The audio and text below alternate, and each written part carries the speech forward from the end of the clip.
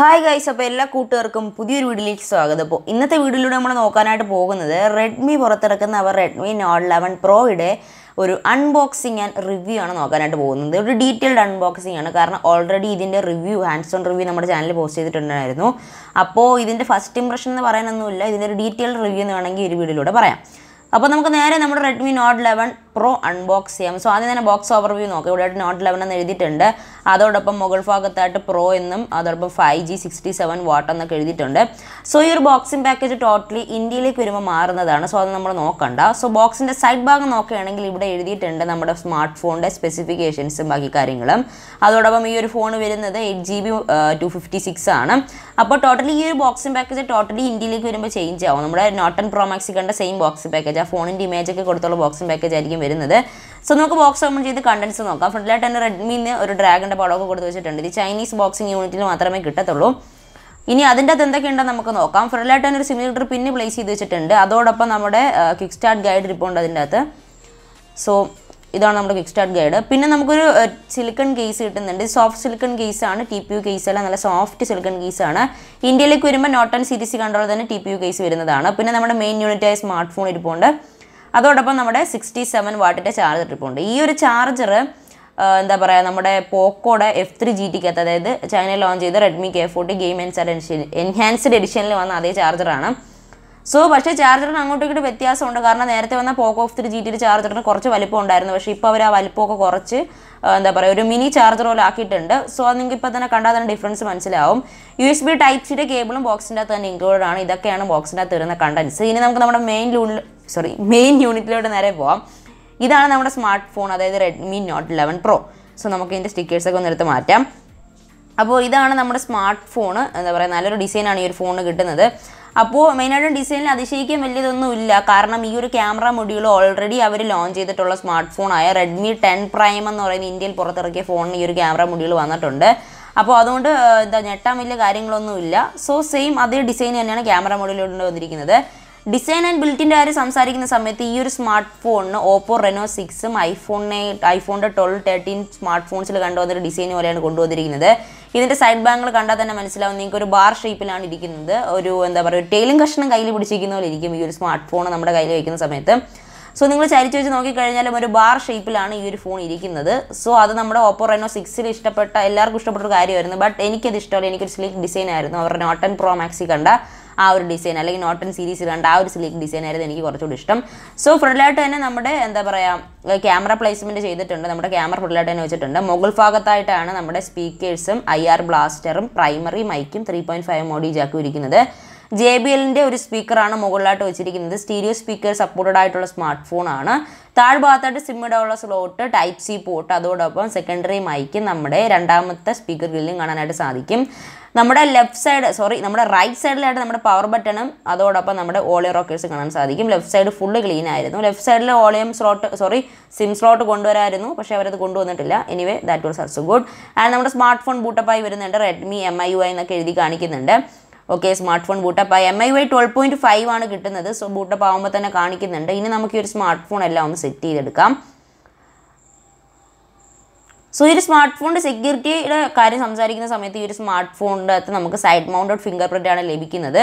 So അതും നല്ലൊരു കാര്യം തന്നെയാണ്. ബട്ട് ഇൻ ഡിസ്പ്ലേ കൊടുക്കായിരുന്നു. ഇപ്പോൾ ഷവമിയുടെ എല്ലാ സ്മാർട്ട് ഫോൺസും സൈഡ് മൗണ്ടഡ് ആയിട്ട് വന്നുകൊണ്ടിരിക്കുകയാണ്. സോ സൈഡ് മൗണ്ടഡ് ഫാസ്റ്റ് ആണ്. ബട്ട് പ്രീമിയം ലുക്ക് കിട്ടണമെങ്കിൽ ഇൻ ഡിസ്പ്ലേ ആയിരുന്നു കുറച്ചുകൂടെ ബെറ്റർ. നമ്മുടെ OnePlus Note 2ലും അതോടൊപ്പം OnePlusൻ്റെ നോഡിലൊക്കെ കണ്ട പോലെ തന്നെ. അതോടൊപ്പം ഇവരുടെ പഴയ നേരത്തെ ഇറക്കിയ Redmi സീരീസിലുള്ള ഫോൺസിലും ഇൻ ഡിസ്പ്ലേ കൊണ്ടുവന്നിരുന്നു. അത് നല്ലതായിരുന്നു. ബട്ട് അവർ അത് മാറ്റിയിട്ടുണ്ട്.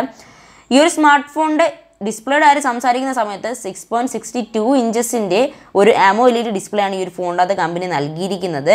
അതോടൊപ്പം ഈ ഒരു ഫോണിൻ്റെ അത് നമുക്ക് 120 Hz റിഫ്രഷ് റേറ്റ് കിട്ടുന്നുണ്ട്. അത് നല്ല കാര്യം തന്നെയാണ്. കഴിഞ്ഞ പ്രാവശ്യത്തെ ഫോണിൽ 120 Hz റിഫ്രഷ് റേറ്റ് ലഭിക്കുന്നുണ്ട്. പിന്നെ ഈ ഒരു ഫോണിനകത്ത് ഇടുന്നത് HDR10ൻ്റെ സപ്പോർട്ടാണ്. HDR10ൻ്റെ സപ്പോർട്ട് നിങ്ങൾക്ക് അറിയാമല്ലോ, നല്ല ക്വാളിറ്റി ആയിരിക്കും. HDR10 ആണ്, 10+ അല്ല. അതും കൂടെ ശ്രദ്ധിക്കുക. HDR10 ആണ്, 10+ അല്ല. ഇത് ഓർത്തിരിക്കുക. കാരണം ഈ ഒരു ഡിസ്പ്ലേ നിങ്ങൾ ഈ ഒരു സ്മാർട്ട് ഫോൺ മേടിക്കുന്ന സമയത്ത് ഇതൊന്ന് ശ്രദ്ധിക്കുക. HDR10+ അല്ല, HDR10 ആണ് നൽകിയിരിക്കുന്നത്.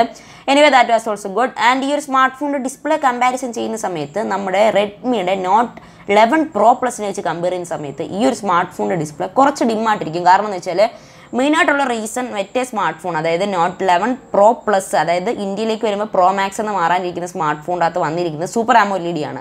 ഇതിൽ AMOLED ഉള്ളൂ. അപ്പോൾ അതിൻ്റേതായ വ്യത്യാസങ്ങൾ വരുന്നുണ്ട്. ഈ ഒരു സ്മാർട്ട് ഫോണിൻ്റെ അത് നമുക്ക് ഡാർക്ക് മോഡ് അവൈലബിൾ ആണ്. നല്ല രീതിയിലുള്ള എന്താ പറയുക 1 ബിറ്റ് ഡാർക്ക് മോഡാണ് നമുക്ക് ലഭിക്കുന്നത്. നല്ല രീതിയിൽ ഡാർക്കിങ് കിട്ടുന്നുണ്ട്. അതും നല്ലൊരു കാര്യം തന്നെയാണ്. ഈ ഒരു ഫോണിൻ്റെ നമുക്ക് ആൾവേസ് ഓൺ ഡിസ്പ്ലേ ലഭിക്കുന്നുണ്ട്. ആൾവേസ് ഓൺ ഡിസ്പ്ലേ തന്നെ കുറേ ഫീച്ചേഴ്സ് ലഭിക്കുന്നുണ്ട് നമുക്ക് ഇടാൻ പറ്റിയത്. പിന്നെ റീഫ്രഷ് റേറ്റിൻ്റെ ആരും സംസാരിക്കുന്ന സമയത്ത് 60 ഹെർട്സിലോട്ട് മാറ്റാനുള്ള ഓപ്ഷൻ അവരുടെ സെറ്റിംഗ്സിൽ തന്നെ ഉണ്ട്. ഇതെല്ലാ ഫോൺസിലുള്ളതാണ്. പിന്നെ ഞാൻ എടുത്ത് പറഞ്ഞതേ ഉള്ളൂ ഈ ഒരു ഫോണിൻ്റെ 60 ഹെർട്സിലോട്ട് മാറ്റാൻ പറ്റും. HDR10 നിങ്ങൾ സെറ്റിംഗ്സിൽ പോയി എനേബിൾ ചെയ്യേണ്ടി വരും. സ്മാർട്ട് ഫോൺ ഓണായി വരുമ്പോഴൊന്നും വരത്തില്ല. HDR10 നമ്മൾ ഇതിൻ്റെ അകത്ത് പോയതിനു ശേഷം സെറ്റ് ചെയ്യണേണ്ടി വരും. എന്താ പറയുക കൂളും വാർമൊക്കെ ഇതിൻ്റെ അകത്ത് ഓപ്ഷൻസ് ഉണ്ട്. അതൊക്കെ നിങ്ങളുടെ ഇഷ്ടാനുസരണം ഡിസ്പ്ലേ ഇടുക. എനിക്ക് കുറച്ചുകൂടെ ഇഷ്ടം കൂളാണ്. ഞാൻ കൂളാണ് ഇട്ടിട്ടുള്ളത്. അതായിരിക്കും കുറച്ചുകൂടെ നല്ലത്. സോ ഇതും കൂടെ നിങ്ങൾ ശ്രദ്ധിച്ചിട്ട് വേണം എന്താ പറയുക എല്ലാം സെറ്റ് ചെയ്യാനായിട്ട്. സോ ഈ ഒരു സ്മാർട്ട് ഫോണിൻ്റെ സോഫ്റ്റ്വെയർ പറയുന്ന സമയത്ത് ഞാൻ ആദ്യം പറഞ്ഞ പോലെ MIUIയുടെ 12.5 ആണ് ലഭിക്കുന്നത് വിത്ത് Android 11. അതൊന്ന് പറഞ്ഞതേ ഉള്ളൂ, കാരണം എല്ലാവർക്കും അറിയാവുന്നതാണ്. എങ്കിലും ഞാൻ ഒന്ന് പറഞ്ഞതേ ഉള്ളൂ. ഈ ഒരു സ്മാർട്ട് ഫോണിൻ്റെ പെർഫോമൻസ് നോക്കുന്ന സമയത്ത് ഈ ഒരു ഫോണിൻ്റെ അത് നമുക്ക് MediaTek പുറത്തിറക്കുന്ന അവരുടെ MediaTek Dimensity 920 എന്ന് പറയുന്ന ഒരു 5G പ്രോസറാണ് യൂസ് ചെയ്തിരിക്കുന്നത്. 6nm പ്രോസറാണ്. AnTuTu ബെഞ്ച്മാർക്ക് റിസൾട്ട് നല്ല റിസൾട്ട്സ് തന്നെ ലഭിക്കുന്നുണ്ട്. ബട്ട് ഇവർക്ക് എന്തുകൊണ്ടോ സ്നാപ്ഡ്രാഗണിൻ്റെ പ്രോസർ കൊടുക്കാമായിരുന്നു. കാരണം കഴിഞ്ഞ പ്രാവശ്യത്തെ റെഡ്മി നോട്ട് 10 സീരീസിൽ കൊണ്ടുവന്ന സ്നാപ്ഡ്രാഗൺ പ്രോസറായിരുന്നു അവരുടെ ഏറ്റവും വലിയ വിജയം. പക്ഷേ അതിൻ്റെ പ്രോസർ വീക്കായിരുന്നു. വിജയമെന്ന് ഞാൻ പറയുന്നില്ല. സ്നാപ്ഡ്രാഗൺ എന്ന് കേൾക്കുമ്പോൾ പേര് തന്നെ ഒരു ഗുമ്മുണ്ട്. ഇത് MediaTek ആയതുകൊണ്ട് എല്ലാവർക്കും ഇഷ്ടപ്പെടണമെന്നില്ല. ബട്ട് ഇന്ത്യയിൽ വരുമ്പോൾ അത് സ്നാപ്ഡ്രാഗൺ ആയിക്കോളും. കാരണം ഇന്ത്യയിൽ എല്ലാവർക്കും ഇഷ്ടം സ്നാപ്ഡ്രാഗൺ ആണ്. അതുകൊണ്ട് തന്നെ സ്നാപ്ഡ്രാഗൺ ആയിക്കോളും. അതൊന്നും പേടിക്കേണ്ട ആവശ്യമില്ല. 6nm പ്രോസസ്സറാണ്. നല്ല പ്രോസസ്സർ തന്നെയാണ്. Octa-core 2x2.5 GHz Cortex A78 CPU അതോടൊപ്പം 62.0 GHz Cortex A55 CPU ആണ് യൂസ് ചെയ്തിട്ടുള്ളത്. Mali G68 MC4 എന്ന് പറയുന്ന ഒരു GPU ആണ് ഈ ഒരു ഫോണിൻ്റെ അകത്ത് വരുന്നത്. ഇത് മെയിനായിട്ട് ഗെയിമിലോട്ടൊന്നും ഫോക്കസ് ചെയ്യില്ല. ഇത് എന്താ പറയുക ഒരു ആൾ ഇൻ വൺ യൂസ്, അതായത് നമ്മുടെ എന്താ പറയുക ആൾ ഇൻ വൺ യൂസ് അല്ല ഓൾറൗണ്ടർ ആ ഒരു പ്രോസസ്സറാണിത്. നമ്മുടെ സെയിം നമ്മുടെ കഴിഞ്ഞ വർഷത്തെ റെഡ്മി നോട്ട് 10 പ്രോ മാക്സിലും പ്രോയിലും അതോടൊപ്പം നോട്ട് 10ലും കണ്ടാൽ അതിന് നോട്ട് 10 സീരീസ് നമുക്ക് പറയാം. ആ ഒരു ഫോൺസിലെല്ലാം കണ്ട പോലെ തന്നെ ഒരു പ്രോസസ്സറാണ്. എന്താ പറയുക എബോ ആവറേജ് എന്ന് വേണമെങ്കിൽ പറയാം. നമുക്ക് കറക്റ്റ് ഹൈ ലെവൽ ഭയങ്കര വലിയ പ്രോസസ്സറൊന്നും പറയുന്നില്ല. ബട്ട് നമുക്ക് ക്ലോസ് ടു 888 ആണ്. കാരണം എന്ന് വെച്ചാൽ നമ്മുടെ സ്നാപ്ഡ്രാഗണിൻ്റെ 888 എന്ന് പറയുന്ന ആ പ്രോസസ്സറിൽ നമുക്ക് 6nm പ്രോസസ്സിംഗ് സ്പീഡ് കിട്ടുന്നുണ്ട്. ഇതിൻ്റെ അകത്തും ആ ഒരു 6nm അതായത് 6 നാനോമീറ്റർ പ്രോസസ്സിംഗ് സ്പീഡ് കിട്ടുന്നുണ്ട്. അപ്പോൾ സ്പീഡിൻ്റെ കാര്യത്തിൽ ഭയങ്കര വലുതായിരിക്കും. MediaTek Dimensity പറ്റി എനിക്ക് MediaTekൻ്റെ പ്രോസസ്സറിനെ പറ്റി വലിയ സ്പീഡിനെ പറ്റിയൊന്നും അറിയത്തില്ല. അല്ലെങ്കിൽ ഞാൻ കുറച്ചുകൂടെ പറഞ്ഞു തന്നേനെ. സോ ഈ ഒരു സ്മാർട്ട് ഫോണിൻ്റെ ഗെയിമിങ്ങിൻ്റെ ഭാഗം നോക്കുകയാണെങ്കിൽ ഞാൻ PUBG mobile Chinese version run ചെയ്ത് നോക്കി. അപ്പോൾ ഈ ഒരു സ്മാർട്ട് ഫോണിൽ നല്ല രീതിയിൽ തന്നെ നമുക്ക് PUBG ഗെയിംസ് ഒക്കെ കളിക്കാനായിട്ട് സാധിക്കും. ഇതിൻ്റെ അകത്ത് നമുക്ക് എന്താ പറയുക ഹൈയിലിട്ട് സ്മൂത്തിലിട്ടും കളിക്കാനായിട്ട് സാധിക്കും. അൾട്രാ എക്സ്ട്രീം വരെ നമുക്ക് കയറുന്നുണ്ട് ഈ ഒരു സ്മാർട്ട് ഫോണിൻ്റെ അകത്ത്. അപ്പോൾ ഗെയിമിങ്ങിൻ്റെ കാര്യം പറയുന്ന സമയത്ത് ഹീറ്റിംഗ് എന്ന് പറയുന്ന ഒരു വിഷയം, ആ ഒരു ഹീറ്റിങ്ങിൻ്റെ വിഷയം നമുക്ക് പ്രത്യേകിച്ചൊന്നും തോന്നിയിട്ടില്ല ഈ ഒരു ഫോണിൻ്റെ അകത്ത്. പിന്നെ അവിടെ ഇവിടെ അതായത് നമ്മുടെ ആ ഒരു ബാക്ക് റിയർ ക്യാമറ ഇരിക്കുമല്ലോ ആ ഒരു പ്ലേസ്മെൻറ്റിൽ ചെറിയൊരു ഹീറ്റ് ഫീൽ ചെയ്തിട്ടുണ്ടായിരുന്നു. എനിവേ അത് ഞാൻ എന്താണ് സംഭവം നമുക്ക് ഡയറക്റ്റായിട്ടൊരു വീഡിയോയിൽ പറയാൻ പറ്റില്ലല്ലോ ഇങ്ങനെ കംപ്ലൈൻറ്റ് ഉണ്ടെന്ന്. അപ്പോൾ ഞാൻ ജസ്റ്റ് ഇൻ്റർനെറ്റിൽ പോയി സെർച്ച് ചെയ്തപ്പോൾ ഇതിൻ്റെ ഒരു ബഗ്ഗാണെന്ന് മനസ്സിലായി. സോ ആ ബഗ്ഗിനെ കുറിച്ച് ഇനി നിങ്ങൾ പറയും എനിക്കൊന്നും അറിയത്തില്ല, നീ ചുമ്മാ പറയുന്നതാണെന്നൊക്കെ ഒന്നും പറയണ്ട. ഞാൻ ഡിസ്ക്രിപ്ഷൻ ബോക്സിൽ തന്നെ ലിങ്ക് തന്നിട്ടുണ്ട്. ആ വെബ്സൈറ്റിൽ പോയി ചെക്കൗട്ട് ചെയ്യുക. അവർ തന്നെ പറയുന്നുണ്ട് ഇതിനകത്ത് ഹീറ്റ് ഇഷ്യൂ വരുന്നുണ്ടെന്ന്. പിന്നെ പല ആൾക്കാർക്കും ചൈനയിൽ ഈ ഒരു ഫോൺ ഇറക്കിയപ്പോൾ പല ആൾക്കാർക്കും പല ഇഷ്യൂസാണ് ഗെയിം കളിക്കുമ്പോൾ ഫീൽ ചെയ്തത്. ബാറ്ററി ഡ്രെയിനിങ്, പിന്നെ നമ്മുടെ ഡിമ്മിങ്, അതായത് നമ്മൾ കളിക്കുന്ന സമയത്ത് ചെറുതായിട്ട് ഡിം ആവുന്നുണ്ട്. അതും ചെറിയ ചെറിയ പ്രശ്നങ്ങളായിട്ട് ആ ഒരു വെബ്സൈറ്റിൻ്റെ അത് കൊടുത്തിട്ടുണ്ടായിരുന്നു. എനിവേ എനിക്കറിയില്ല. ഈ ഒരു സ്മാർട്ട് ഫോണിൻ്റെ ക്യാമറ ഡിപ്പാർട്ട്മെൻറ്റ് നമ്മൾ നോക്കുകയാണെങ്കിൽ നല്ലൊരു ക്യാമറ പ്ലേസ്മെൻറ്റ് വന്നിട്ടുണ്ട്. ഇതിനകത്ത് നമുക്ക് 108 മെഗാപിക്സലിൻ്റെ വൈഡ് ക്യാമറയും 8 മെഗാപിക്സലിൻ്റെ അൾട്രാ വൈഡ് ക്യാമറയും 2 മെഗാപിക്സലിൻ്റെ ടെലിഫോട്ടോ ക്യാമറയാണ് നൽകിയിരിക്കുന്നത്. സോ ഈ ഒരു ക്യാമറ ഡിപ്പാർട്ട്മെൻറ്റ് നമ്മൾ നോക്കുകയാണെങ്കിൽ ഒരു ട്രിപ്പിൾ റിയർ ക്യാമറ സെറ്റപ്പാണ് ഈ ഒരു ഫോണിൻ്റെ അത് കൊണ്ടുവന്നിട്ടുള്ളത്.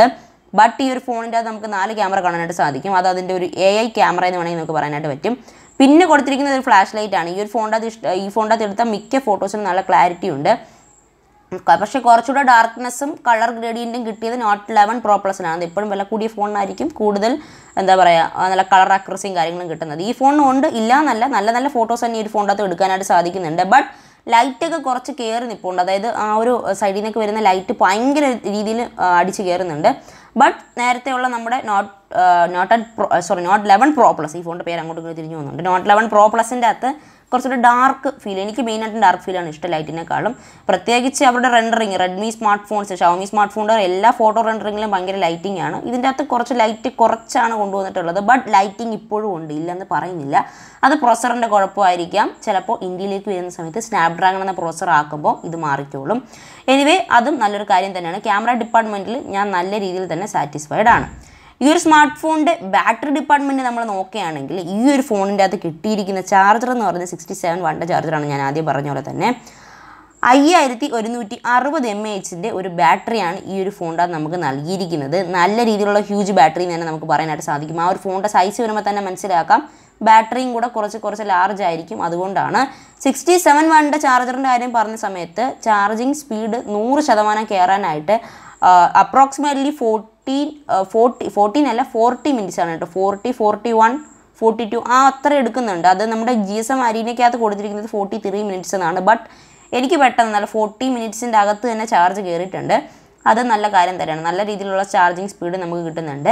പക്ഷേ നിങ്ങൾ ഒന്നും കൊണ്ട് പേടിക്കേണ്ട, കാരണം ഇന്ത്യയിലേക്ക് ഈ ചാർജർ വരാൻ ഒരു സാധ്യതയില്ല, അത് ഉറപ്പാണ്. കാരണം എന്ന് വെച്ചാൽ ഇതൊരു ബഡ്ജറ്റ് സെഗ്മെൻറ്റ് ഇന്ത്യയിലേക്ക് കൊണ്ടുവരാൻ പോകുന്ന ഒരു സ്മാർട്ട് ഫോണാണ്. നോട്ട് 10 സീരീസിനെ കൊണ്ടുവന്ന രീതിയിലാണ് കൊണ്ടുവരാൻ പോകുന്നതെങ്കിൽ ഈ ഒരു ഫോണിൽ 33 വാട്ടിൻ്റെ അല്ലെങ്കിൽ 30 വാട്ടിൻ്റെ ചാർജർ ഉൾപ്പെടുത്തുമായിരിക്കും. ഉറപ്പായിട്ടും ഇത് കൊണ്ടുവരില്ല. ഇത് എൻ്റെ ഗസ്സാണ്, മറ്റാരും പറയുന്നില്ല, ഒരു വെബ്സൈറ്റിലും പറയുന്നില്ല, എൻ്റെ ഗസ്സാണ്. കാരണം കഴിഞ്ഞ പ്രാവശ്യം അവർ ഇറക്കിയ റെഡ്മി നോട്ട് 10 സീരീസ് ചൈനയിൽ പുറത്തിറക്കിയപ്പോൾ അതിൽ അവർ 67 വാട്ട് ചാർജർ കൊണ്ടുവന്നു. ബട്ട് ഇതിൻ്റെ അകത്ത് 67 അവർ യൂസ് ചെയ്തിട്ടുണ്ട്.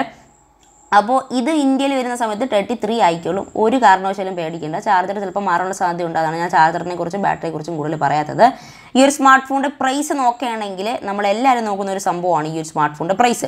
220 യൂറോസ് ആണ്. അതായത് കൃത്യം നമ്മുടെ ഇന്ത്യൻ മണിയിലേക്ക് നമ്മൾ കൺവേർട്ട് ചെയ്യുകയാണ്, അല്ലെങ്കിൽ ചൈനീസ് മണി ഇന്ത്യൻ മണിയിലോട്ട് കൺവേർട്ട് ചെയ്താൽ നമ്മൾ ഏകദേശം 23,000, 24,000 ആ ഒരു റേഞ്ചിൽ, അല്ലെങ്കിൽ 25,000 രൂപയ്ക്ക് താഴെയായിരിക്കും ഈ ഒരു സ്മാർട്ട് ഫോണിൻ്റെ പ്രൈസ് വരുന്നത്. നിങ്ങൾക്ക് വേണമെങ്കിൽ ഇൻ്റർനെറ്റിൽ പോയി സെർച്ച് ചെയ്ത് നോക്കാവുന്നതാണ്.